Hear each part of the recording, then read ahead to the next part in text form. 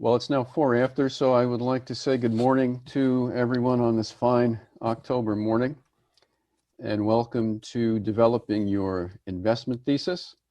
This is the second webinar of two leading to a larger program. The previous webinar was VC and Angel Portfolios, How the Pros Do It, and I hope you enjoy this one as much as you did the previous one. So Developing Your Investment Thesis. It's a webinar brought to you by Santa Clara University's Silicon Valley Executive Center, and the center provides learning solutions that align company teams with the latest knowledge of how business gets done in Silicon Valley. My name is Robert Brancatelli. I am the Associate Director of the center. And the webinar this morning is meant to give you a taste of the topics architecting your startup investment portfolio will cover. Architecting is a 6-day venture immersion program designed to help angels, high net worth individuals, and members of family offices architect their startup investment portfolios. It is a hands-on, intensive, and as you will see, thoroughly practical kind of a program. I'd like to point out too, again, the dates of that program. This is architecting the overall program. It's from November 4th through November 20th. It runs twice a week.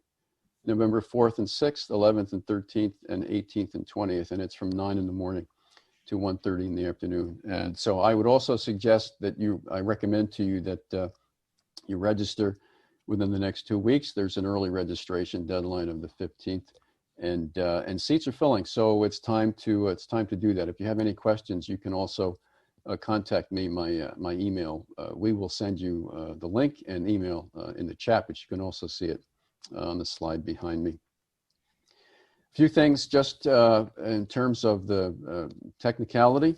A recording of this webinar will be available, and we will give you the link as a follow-up to today, the way that we did last time. The recording will be a preview requirement for the architecting program, so you can kill sort of 2 birds with 1 stone by attending today, and that will set you up well for architecting. If you have any questions during the presentation, please enter them into the chat. We will answer them at the end of the presentation, unless, of course, you have a specific question about an item on a slide or maybe have difficulty viewing something. Any technical problems logging in with Zoom? I had problems this morning in a meeting with Zoom, so that's certainly understandable. We will try to help you as best we can. I think the best way to do that is to reach Aitana Perez, and I think she will appear as SVEC Center in the chat. Now, I would like to. There are three presenters rather for architecting your startup program. I'd like to introduce 2 of them, and then the moderator of today will introduce our presenter.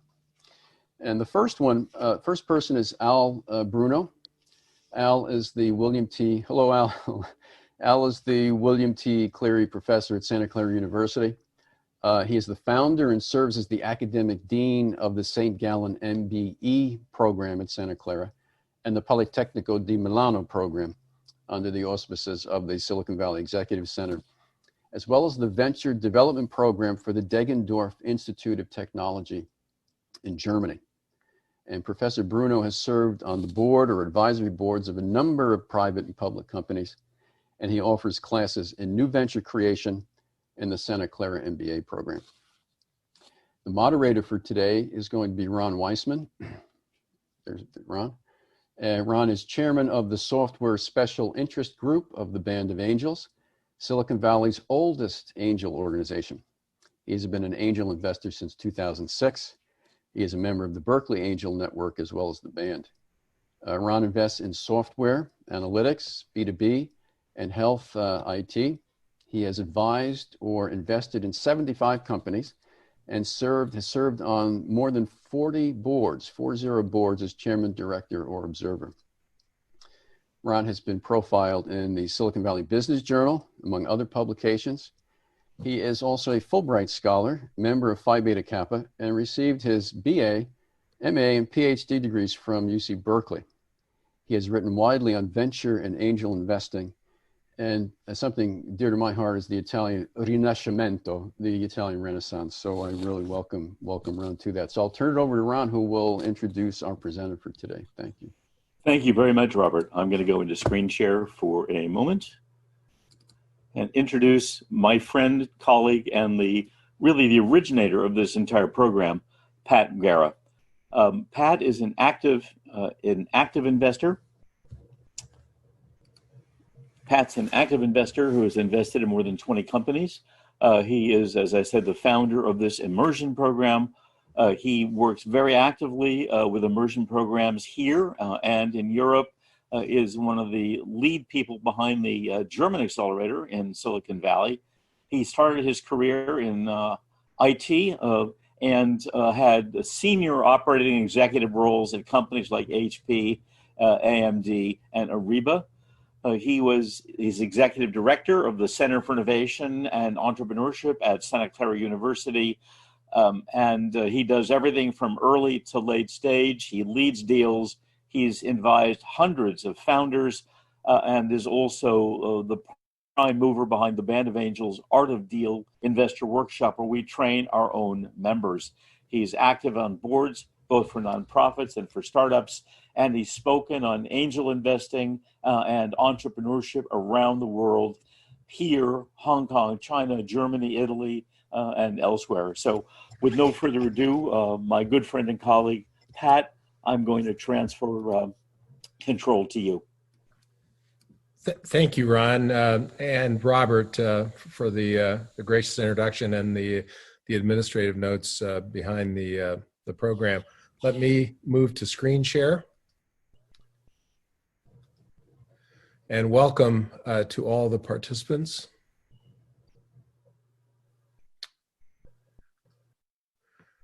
Okay, so if you all can see this, the topic today is investment theses and the role that they play in developing your investment strategy in terms of early stage investment in startup companies. So without further ado, let's take a look at what is a thesis statement and what makes for a good one. Well, typically theses could be somewhat controversial. In the case of vaccines, a thesis might read something like this. We must require all healthy and able children to be vaccinated in order to have herd immunity, because many children are unable to due to illness, to vaccinate. So the contention or argument is easy to understand.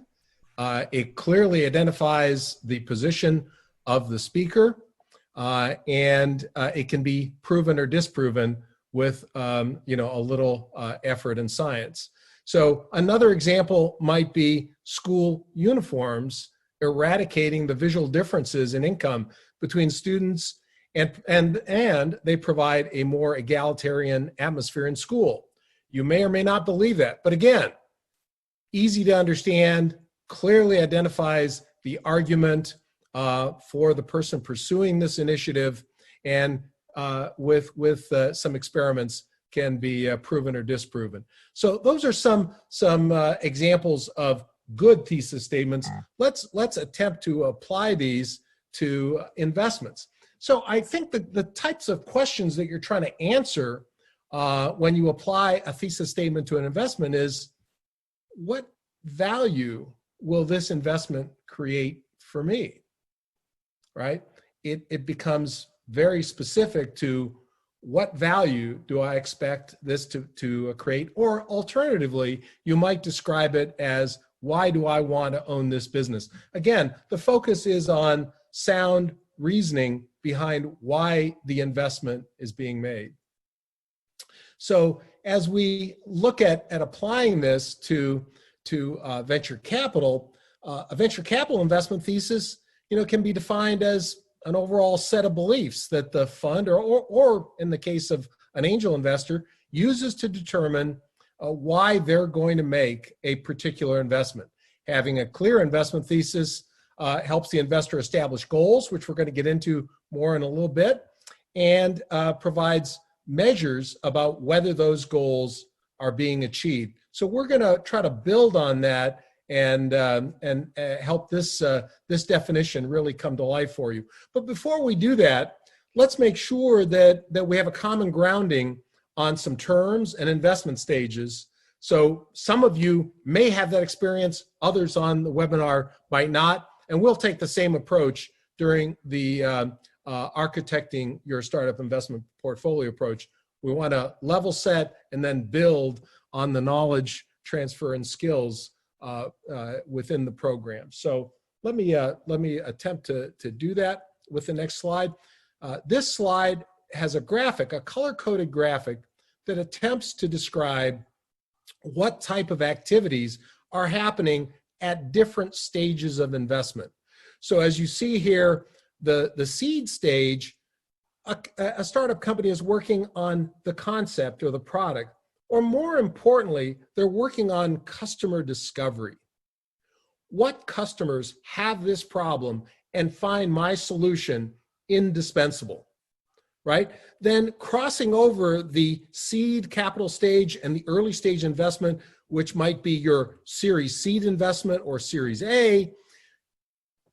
Now, this comes from 500 startups, and I would take exception to some of this. They talk about having a functional prototype. You know, as a late seed stage investor, which really crosses between these two stages here, we don't expect that you've got a functional prototype. We expect that you've got first production release. This is a solid product. It works and will delight a customer. You have your early customers. You've attracted some capital. Could have been from friends, family, or possibly fools. That's what the FFF stands for in the seed stage. So we'll get into that in a little bit more. So the other color coding identifies some of the milestones that we expect will be achieved during the stages of this investment life cycle, with the expectation that you'll ultimately have a liquidity event in an M&A or IPO. And while IPOs get a lot of publicity, understand that those are very few and far between. So let's, in terms of establishing a common framework, let's make sure we understand what we mean by angel capital and venture capital. They both are about funding ventures. Angels typically invest locally based on the high costs and high valuations that startups expect in Silicon Valley. Angels more and more are investing across the US and even in companies that may have their origins overseas but have a US incorporation. They have special interest groups that focus on specific domain expertise and thematic areas of interest, which I'll get into more in a moment, and are typically approached to raise $200,000 to $2 million. Venture capital, on the other hand, is much more formal in terms of having a specific incorporation, and venture capital firms could have offices in China, in Israel, in Europe. They may focus on specific market sectors, life science, energy, consumer, and within a fund or across multiple funds could invest in early, mid, or late stage. Again, we at the band typically invest in late seed stage opportunities. And then the thematic areas of interest. Here's an example from Union Square Ventures. Their investment thesis causes them to focus on not only a particular market sector, but in large networks of engaged users, differentiated through user experience, and defensible through network effects, which makes for very cost-effective scaling. We advise any entrepreneur, don't go asking for money unless you understand who you're talking to, because you're going to get lots of rejections if you just don't fit these profiles of the people that you want to address. So this really brings this dichotomy of value added, brings us to the dichotomy of value added investing versus the fool's part or the dumb money, right? Value added investing seeks to find attribute fit, due diligence fit, network fit, and an ability to help fit. most angels that Ron and I work with, you know, the company has to intrigue us intellectually, and it has to be something that we believe we can help be successful. That's where we get into the mentoring and ability to help fit along with our other associates at the band. So hopefully that kind of level sets some terms that are going to be foundational to the follow-on discussion. So now I'm going to segue to a deep dive on venture investment thesis, and I'm going to talk about several of them and see what lessons we can learn from them. So 1839 is actually a small venture capital fund in Austin, Texas, and they claim that they invest in early or growth stage companies, which you can associate back to our graphic, who may scale effectively and are apt to dominate a given market and display exit potential. Sounds good, pretty high level, so let's operationalize this or drill down on what do they mean. Well, in terms of investing, we're talking about exchanging our money for equity shares in a pre-public company, or more typically in seed or late seed stage, a convertible note. That's a debt instrument that would convert to equity, preferred stock, at a Series Seed or Series A investment. The stages, I think, are pretty clear there. Want to focus in on scaling effectively, apt to dominate, and exit potential. This is really the focus of where you as an investor, VC or angel, are going to focus your due diligence. What are the measures and what is the strategy behind scaling? How do you know that they're going to be capital efficient? What do you know about the competitive landscape and the defensibility of their technology that leads you to believe that they're apt to dominate, as opposed to being one of hundreds of players attempting to enter? When I make an investment, even if at the first introduction I have not heard of this idea before, I assume that there are at least 20 other venture teams around the world planning to tackle this opportunity. The world today is flat.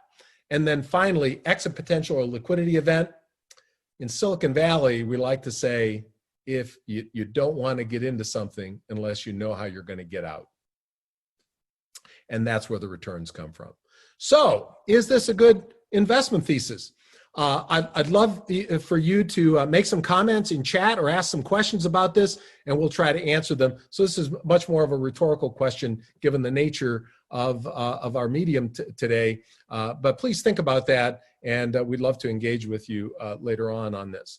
So let me now present a framework or model to operationalize your investment thesis. And it begins with that center circle. You have some deep insight or hypothesis about what would make an idea and a venture that pursues that idea successful, meaning sustainable income and rising valuation where they could achieve an exit, right? So that's our definition of this unique insight. And it begins with this investment thesis. You then are looking for what are the sources of deal flow around this opportunity? What screening filters will I use? You'd be surprised at how many companies will learn about you or your angel group and send you ideas. And it's really important to be clear and precise about which ones you're going to pursue and which ones you're not, to be not only capital efficient, but time efficient. So that's where the screening filters comes in. And then if you're looking at this from your portfolio or a venture capital company in terms of their limited partner portfolio, which we addressed in the first webinar, what is the size and frequency of the investments that you're going to make, and what are the expected returns so that you achieve the kind of return that your limited partners expect, so you can raise the next fund, or in the case of an angel, continue to be making your investments. This inner circle is supported by the outer circle. You might think about some activities that you would undertake in terms of branding yourself as an angel or your angel group, and how you're going to market that. Whether you're a sole investor or a part of an angel group, what is the team? What are the roles? Can you rely on these folks to fulfill their roles and really do a thorough job of both attracting, screening, and doing due diligence? What domain expertise do you bring to the party? What domain expertise do your associates bring? And then, given the networks that this loosely affiliated group that you've assembled has, how can you help this venture be successful? This is where the mentoring capital comes in the network and effects and supporting services. So hopefully that's simple and clear, and we'll keep referring to this through the course of the presentation this morning. So one way to look at investment thesis is not only to study things like 1893, and we'll look at a few others and do a deep dive on one shortly, but here's a retrospective look at investment thesis, and it really revolves around the explosion and ubiquity of the internet and mobile technologies. The internet starting in the 90s, and the mobile technologies with the proliferation of mobile phones. So I had to recast this investment thesis because it was really complex and involved. And if you go to Scout Ventures, another venture capital firm website, you'll find that they've refined it further. But in this time frame, you might claim that their investment thesis was that the ubiquity of connectivity and the viral distribution that enables, and the social interaction in the apps enabled by these internet and mobile technologies, that what they produced was exponential growth, rapid scaling, and defensible market leadership, with an opportunity then to monetize in a derogatory way those eyeballs. So let's take a look at a couple of examples. If you look at Google, which was formed in 1998, it took them 5 to 6 years to reach $500 million. Now, they're going back in time a little bit. They're a search company, but what did they monetize? They monetized the data of people doing the searches. They found, along with advertisers, that was very valuable to those companies. So they were able to monetize this incredible network effect that they had with providing the best search engine on the planet. That was followed a few years later by a company called Groupon. And in 2 years, they reached $500 million. And shortly thereafter, a company called Uber, in 5 years, approximately the same time it took Google, but they used this underlying investment thesis to create a 10x growth over what Google and Groupon were able to achieve, and achieved a $5 billion valuation in approximately 5 years. So clearly some validation for the thesis, not something that was intuitively obvious to most people, but students in the field clearly got that and made an incredible amount of money by having these deep insights and these unique points of view. Let me offer another one. Now, this one's a really complex slide. The other one I simplified a bit. I'm not going to speak to all of this. This is the evolution of computation over the last 100 years. So if you look at the microprocessor era, that was really, the microprocessors were enabling departmental computers.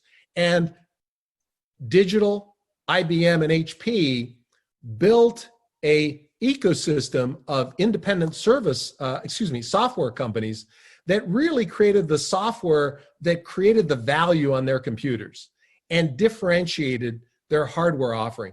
That microprocessor era led to further distribution of computing down to the desktop, enabling even more expansive use of computational devices, something that the founder of Digital Equipment, Ken Olsen, when interviewed back in the 80s, said, "I can't imagine anyone having a computer at home." I'm sure he had an equally difficult time imagining that we'd all be carrying one in our shirt pocket. So, and then again, being a student of these technology trends and conflation of different technologies, you had the internet with its protocol, its HTTP protocol, enabling a whole bunch of different services and software on the web. This now has fostered a new trend where the protocol is not for free, but is being offered at a cost. And this decentralized data center, decentralized ledger environment is leading to things like digital currency. I'm not going to go into those in a lot of detail. We can spend some more time on that in the full program. But let me just say that coincident with these, and there's never just one dominant thing, but today, and very frankly, for some time now, there's been Internet of Things technology. Many of you may have camera or Ring doorbells, but you know what that's colliding with is edge computing, and then you also have this proliferation of infrastructure to enable incredibly fast fifth generation telecom technologies, which promises to disrupt how we're accessing the web and what we can do on a mobile device.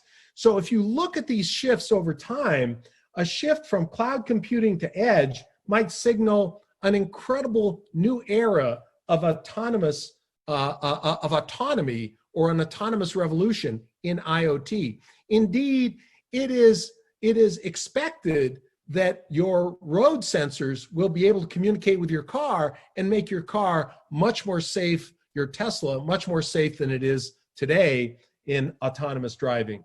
So while we previously witnessed cloud computing allowing for centralization and collaboration, the next wave of computing technology could significantly move us, as it did from mainframes in the past to desktops. It could move us to ubiquity and intelligence at the edge. And what are the investment opportunities? If that's your hypothesis, how do you look for investment opportunities, and where do you think the market is ready to adopt? Those are the questions that these retrospective looks at investment thesis help us to understand. So why use an investment thesis? Look, it doesn't necessarily take the emotion out, but it really helps. And it's important to have a thesis and re-examine that each time you're asked for a follow-on investment. Is the thesis being proven, or is it being disproven? And what are the consequences of that? So again, we're trying to get to sound reasoning and detached reasoning about why to make an investment versus I like this or I believe in what these guys are saying. So anyway, hopefully that helps, and we'll look forward to fielding your questions. We're going to do a deep dive next on 500 startups, and they are a very prominent accelerator and have a portfolio. They were formed in 2010. They are one of the most active VCs in terms of exits and deal count. You can see some of the statistics there. The important point to make here is they started with a fund in 2010, followed on with a larger fund of $45 million in 2012, and then started a fund in 2014. They did expose some of their investment returns to the Wall Street Journal in early 2016. And you can see here in terms of total value to paid-in capital, or multiples of invested capital, multiples on invested capital, that they were they had a 2x multiple here. The industry average at the time for a 2010 fund was 2.14, putting them in the second quartile. And relative to early progress in their portfolios in early 2016, they were in the first quartile for their Fund 2 and Fund 3. And they had a goal. In Fund 1, they invested in 259 companies, and they had a goal that 20 of them would achieve what they considered a mid-size exit of $100 million.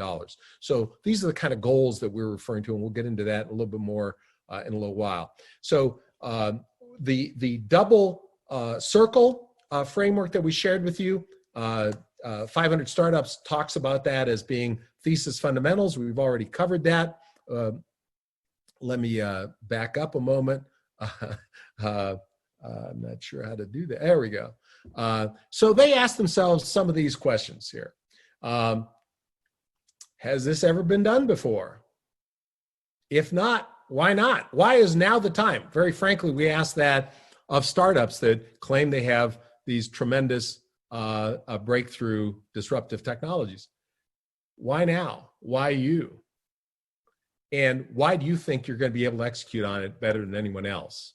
And if this proves to be wrong, why might it be wrong? What critical assumptions are you making? And what are the consequences for your investment if that's true? So some of the questions, they lead off with a question of unique or pointed observation or hypothesis. Again, this is going to be a rhetorical question. Look forward to your thoughts and comments, questions in the chat. What's your unique point of view? How do you obtain one?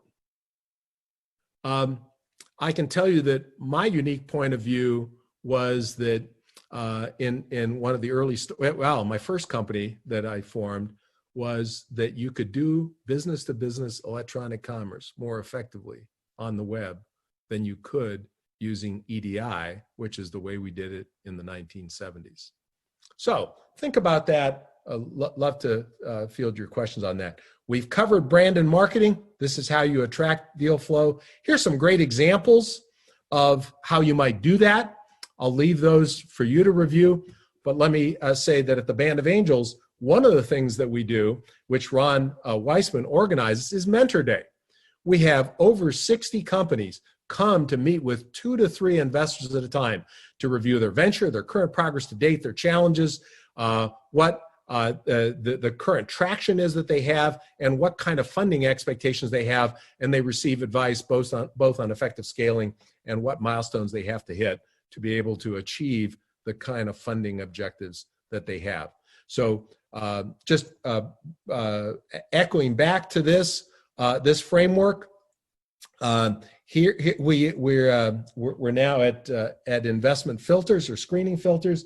And here, what you'd like to have is some very simple questions that, based on a yes/no answer, you can decide whether to pursue this venture further. And you're going to want to understand, based on the stage of investment, what kind of expectations your fellow angel investors have and what VCs have. Since angels tend to invest smaller amounts at earlier stage, if this company is going to scale and needs large amounts of money, what traction are they going to need to be able to attract that next round? Critically important, so that your venture shows some progress but can't attract the follow-on round, resulting in needing to find other ways out of that business. So investment and pace, this is more around your fund or your the angel fund, your personal fund, the angel fund, or the venture capital fund. What's the size and stage that you're going to invest in? What percentage of investments do you expect will need follow-on investments? And how many small, medium, and large size exits do you plan to have? This is also from the 500 Startups. This color coding is just, this is just a different graphic that represents the same graphic that we used earlier in terms of stages of investment and progress of the company. The color coding is just going to help communicate their investment strategy. And here, they're assuming that in a $10 million investment, now, you and I might not have $10 million to invest, but whether it's 1 million, 500,000, or 3 million, you're going to want to think about how much are you going to invest in the initial stage How much are you going to reserve for follow-on investments? And here, 500 Startups is assuming that every third investment is going to require some kind of follow-up commitment for them to reach their objectives. We find that that's much more frequent than we would expect in our angel investing. But the key here is that you've thought about this and you can participate in follow-on rounds when the venture has been de-risked based on your assistance in the very early stages.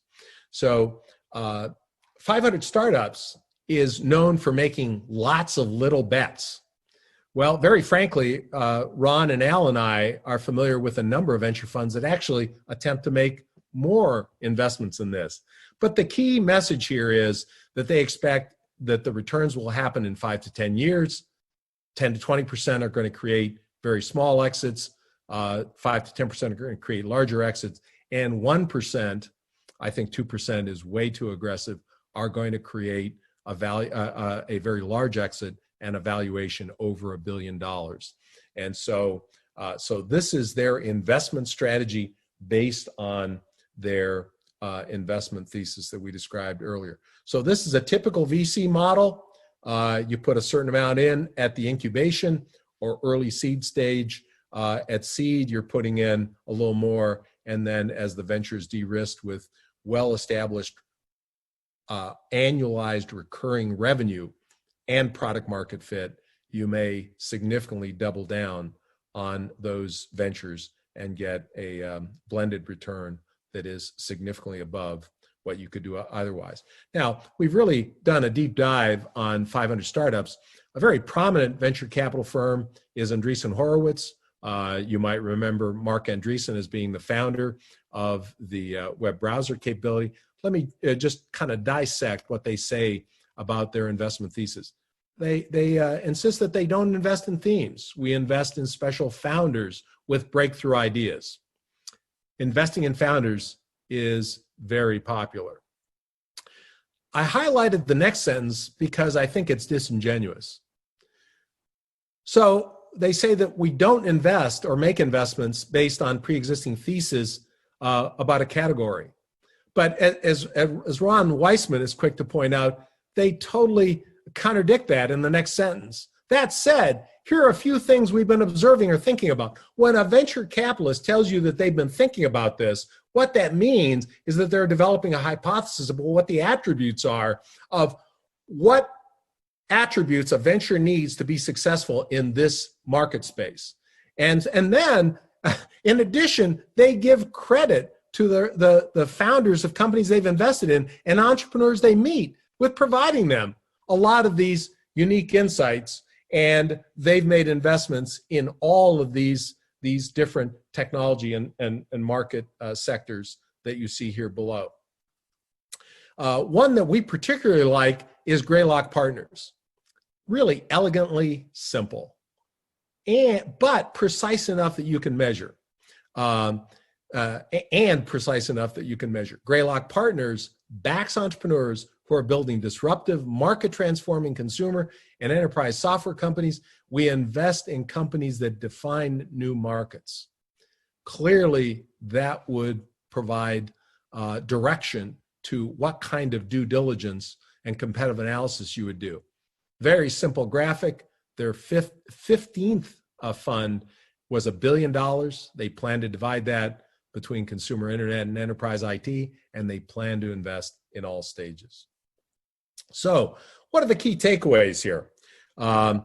Hindsight and foresight are critically important, and the domain expertise that yields those insights and what you think is going to happen going forward.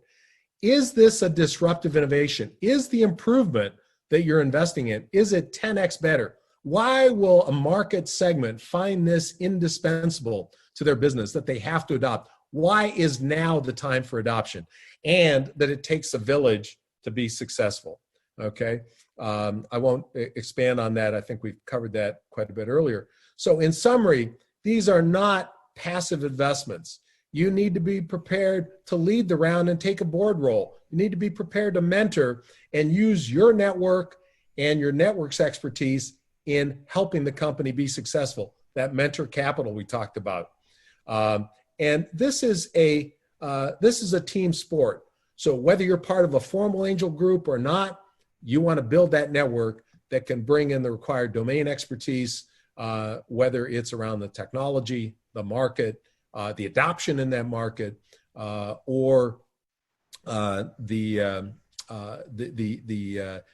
network contacts that they need to help them scale. So we're going to cover these in a lot more detail in the Architecting Your Startup Investment Portfolio on November 4th to the 20th, those 6 half-day sessions that we talked about. And the goal is to build tangible skills, not to deliver a survey course on this field. And so we're going to be going into a lot more depth. So with that, let me turn it over to Ron Weissman for some questions from the chat room. And we'll try to field those questions and then end the session. So thank you very much for your time and attention. Great, Pat. Thank you for an informative and very well done talk, which I'm sure is going to give everyone on this call a new idea as to how they should be thinking about investing. While we're waiting for some additional questions, let me just jump in and ask you a few. When a company fails to scale, is this a failure of the thesis or a failure of execution? And how should an investor know whether it's the thesis that's the problem or it's the execution that's the problem? Well, that's a really tough question. Either one could be the cause. My experience is that in most cases, it's a failure of execution. But I would love your thoughts on it, Ron. As you get more data on investments in the field, the thesis could have been wrong. The timing could have been wrong. In most cases, it's timing, it's ability to execute, and the timing on execution against that thesis that makes the difference between success and failure. Well, let me follow that up with a related question. So at what point should an investor find that the thesis has been sufficiently proven and so double down with more cash? And conversely, how do you know when the thesis isn't working, and when the thesis is not working, what do you do, both as an investor and as a guide to the company? So how do you know when the thesis is working? How do you know when you're going to say, look, I've been here, done that, it's time to abandon the thesis? Well, let me provide a simple answer. And you asked a very nuanced and layered question. First of all, let me comment on the notion of having a thesis. My response to that is that if you don't know where you're going, any road will take you there. Okay. Then let's talk about, when do you know that you should double down? The simple answer is when it's clear that the firm, the startup, is achieving product market fit. If you want to understand how Andreessen Horowitz defines product market fit, I encourage you to look up a book by Jeffrey Moore called Inside the Tornado. So they really are looking for the fact that the firm has done incredible customer discovery. They understand how the customers in that market segment think about the problem, and they're rapidly scaling business. So their growth, year over year growth, is in the 50, 80, 100% range, because they've achieved what, again, Andreessen Horowitz, Jeffrey Moore talk about as product market fit.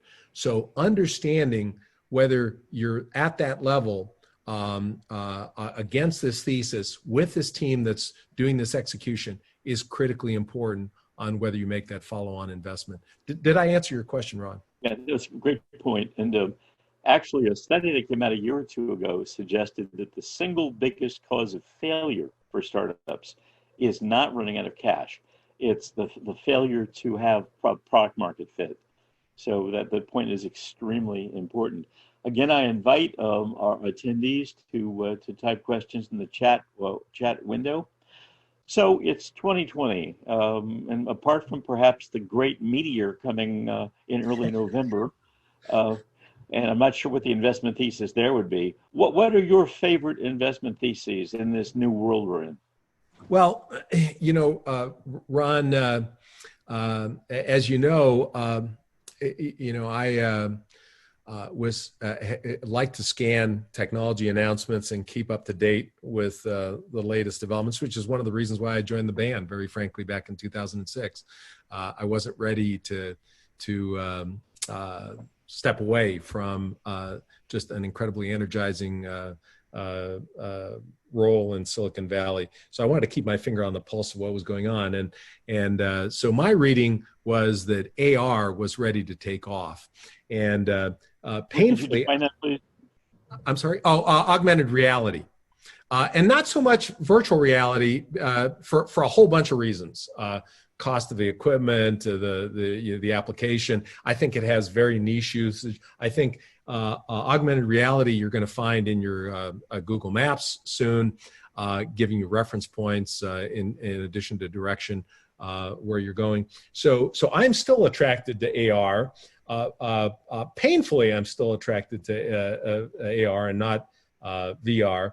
I'm particularly attracted to edge computing, the conflation of or the intersection of edge computing, AI, IoT, and mobility, human mobility, whether that moves to transportation as a service, and how you make that safe, and how you need computing at the edge of the network to achieve that kind of autonomy and safety. So that really attracts me, along with yet to emerge tremendous opportunities that very rapid or very fast wireless communication technology will enable.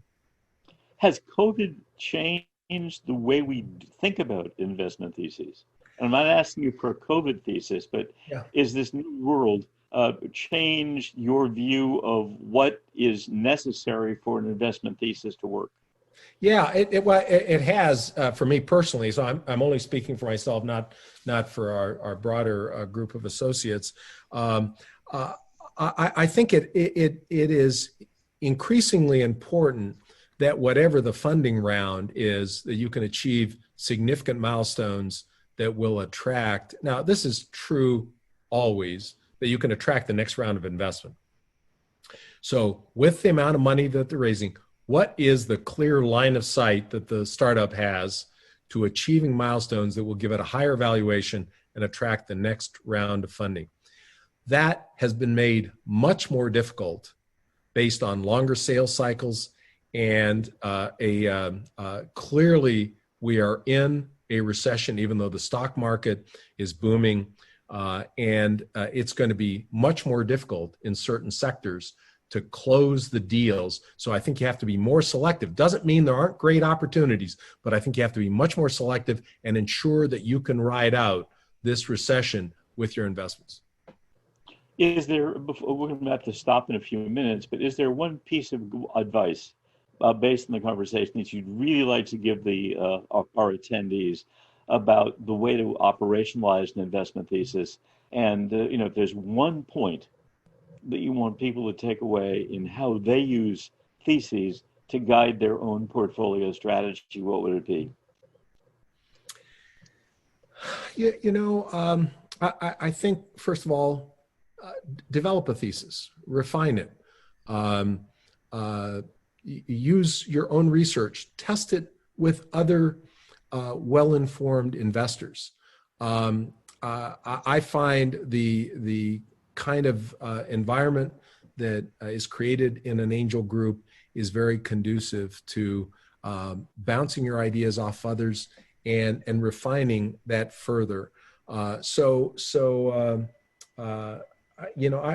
think my best advice is to do what is commonly referred to as strategic scanning, seeking to validate, and then sharing that with associates, and then finding a devil's advocate that doesn't buy into the thesis, and figuring out what data would cause you to be right and what evidence or data would cause the devil's advocate to be wrong. And so I think that that's just one way that I try to refine my thinking on why invest in companies with these attributes. Okay, what are the three worst consequences of investing without a thesis? Let me rephrase that a little bit. One of it was some VC buddies who I queried years ago. I said, "So, what's your investment thesis?" We invest in stuff we like. What do you like? Stuff that makes us money. So I would call that the anti-thesis thesis. And so, if you have that attitude and you're not thesis driven, what are the kinds of the worst consequences of investing? This is from Al Bruno. Worst consequences is that you're going to be investing a lot of time, and the thesis is wrong. It's too general. There's a lot of debate amongst the people participating in the venture, and it's either too early, poorly formed in terms of a thesis statement, and you're going to waste a lot of time and money pursuing those theses. Have you ever invested in a company that where you didn't have a clear thesis beyond "I love management and they're going to figure it out"? Yeah, I did, and I very quickly stopped investing. One of my early investments was this really bright group of guys that had left Microsoft and had this really cool internet technology, and they didn't have an idea of what problem they're going to solve. It was just cool technology, and I made the investment, and they never did find out who the customers were and what problem they were solving. I don't do that anymore. Charles Tan has a chicken and egg question. If we all believe that the top reasons for failure are bad product market fit, running out of cash, and wrong and weak team, he says, which comes first? You could argue that the wrong, weak team caused the bad product market fit and the inability to raise cash. So, which leg of the stool really is the weakest? Well, let me try to address it this way. What you find if you're a late seed stage investor, and the majority of our investments, my investments and the band's are late seed stage. Even at that point, unless you're fortunate enough at an acceptable valuation to get a company that has very clear line of sight to product market fit, you're going to be providing money to a company that, if I could borrow your term, Ron, is going to be wandering in the wilderness, in the market wilderness for the next 2 years.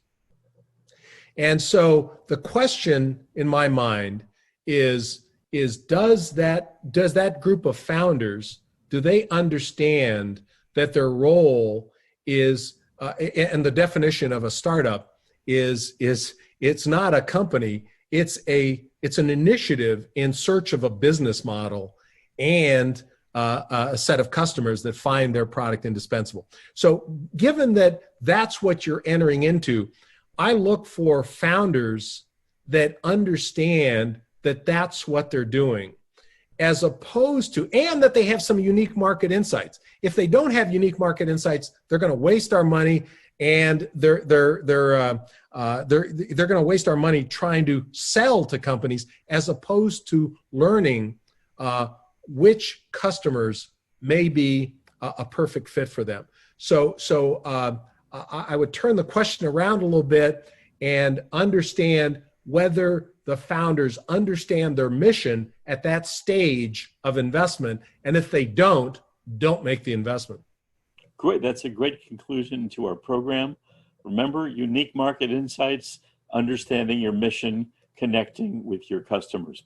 So I want to thank you all for participating. Particularly, I'd like to thank Robert for the Executive Center's hosting of today's events. I'd like to thank Pat for an informative presentation, and I'd like to thank our attendees. For more information, please check the website identified here by Robert in your chat window. We hope to see you at further programs of our immersion program and building your portfolio. So thanks again. And over to you, Robert, if you have any concluding comments. No, thank you, Ron. I think that's it. We appreciate your attendance, and we'll be following up with you for the architecting program. Have a great day.